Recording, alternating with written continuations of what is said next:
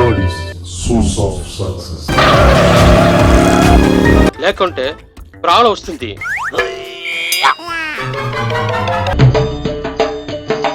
நீங்க யாரு? கடங்கார மிஸ்டர் ரமேஷ். ஏ மணி, ಈ ಊರ್ல ಇಲೆಕ್ಷನ್ ఎవరు ನೋಡ್ಬೇಕ್ರಿ? நீ தரையா? தரையா? இயேசு என் தலைவன்.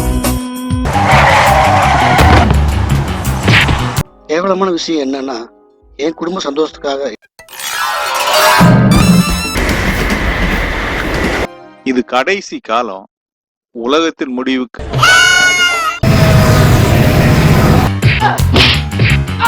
உங்க வாழ்க்கையில ஒரு திருப்புமுனை ஏற்படும்.